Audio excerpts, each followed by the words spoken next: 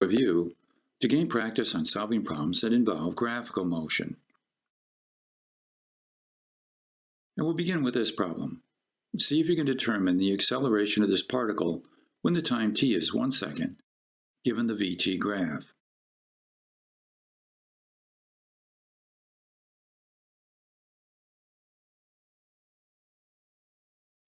Well, to solve, we realize that a, v, and t are involved in the problem, and therefore the equation that relates all three variables is this one. All we need to do is to find the slope of the vt graph, and we'll get our result. And that slope, of course, is -1 meters per second squared. Another way to get the answer, of course, is to take the time derivative of our velocity equation. And again, we'll get -1 meters per second squared. Now try this problem.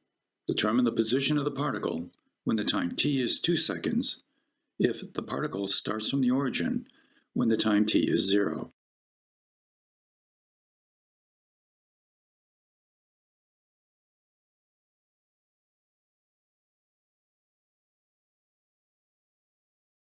Well, this problem involves position, velocity, and time, and therefore we can use this equation that relates all three variables.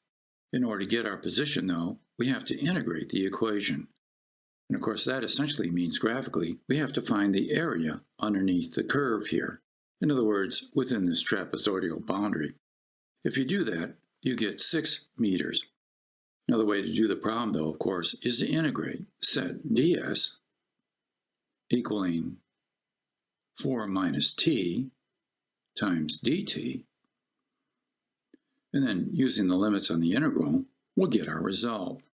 In other words, we're going to integrate from s equaling 0, when time is 0, all the way to s, when the time is 2 seconds. And we get our answer that way. And of course, this represents the area underneath our trapezoid. Now try this problem. See if you can construct the st graph if s is 0 when t is 0.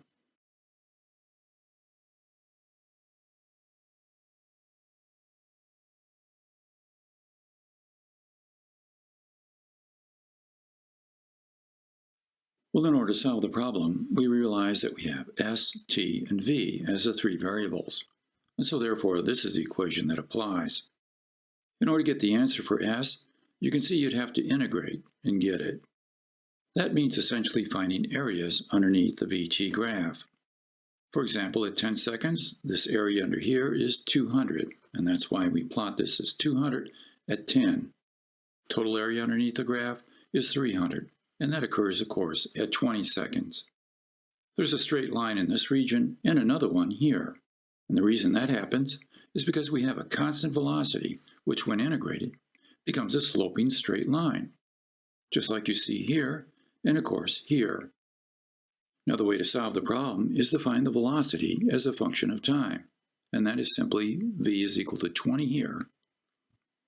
And for this region, v is equal to 10. Now to solve, we can use our equation and write ds equaling 20 times dt. And we integrate from 0 all the way to the time t, and of course the position s. We get our result from this, and of course we get s is equal to 20 times t. Now we'd have to do it again for the second region. And so just to show you how that would work, let me just write it out. ds is equal to 10 dt. And again, integrating.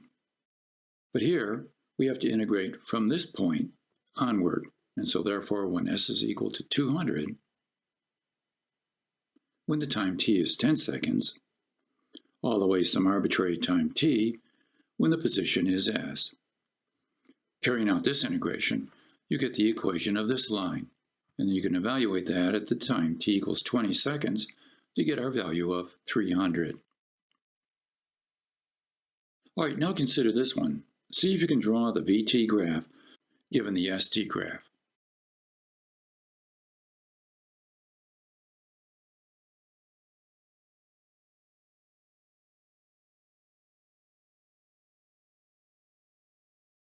Well, to solve the problem, we realize that the three variables are s, t, and v, and therefore we have to use this equation. And in order to get the vt graph, we have to find the slope of the st graph. Realize that the slope of this line right here is constant, of course, and it's plus 2. And therefore, for the first 10 seconds, our vt graph is simply 2 meters per second. Then for the next 10 seconds, the slope is minus 2, and therefore we plot the vt graph as constant minus 2. Another way to solve the problem, of course, is to find the equation of this line. In other words, s equaling 2t, and then you can put that in here, take the derivative of it, and you get plus 2. You can also establish the equation of this line and take its derivative, and you'll get minus 2. All right, now try to solve this one. We want to determine the acceleration of the particle when s is 4 meters, given the vs graph.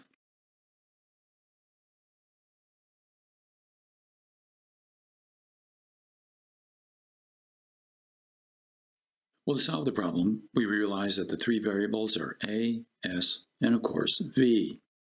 So here's the key equation that relates all three variables. How do we use it? Well, we'll simply substitute this function into here and we'll get our answer. A times ds is equal to v, which of course is 10, times s to the 1/2 power. And now we need dv. And that's found by simply taking the derivative each side of this equation. If we do that, that dv becomes 10 times 1/2, and then we have s to the minus 1/2, and then we have ds. We realize that this ds will cancel with this one, and all we need to do now is simply evaluate this side of the equation at the position s equaling 4 meters, and we'll get our result, 50 meters per second squared.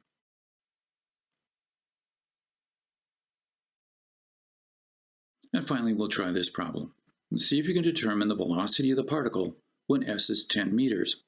If v is 0, add s equals 0.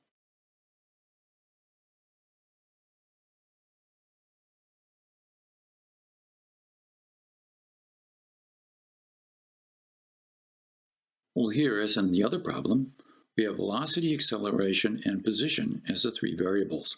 So again, we use this key equation. So to use the equation, we simply substitute in the functional relationship between a and s. We have 4s, and that's times ds. And on the other side, we have v, dv. And now we have to integrate.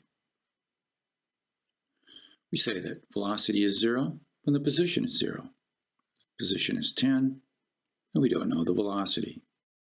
Evaluate this, you get the result, 20 meters per second.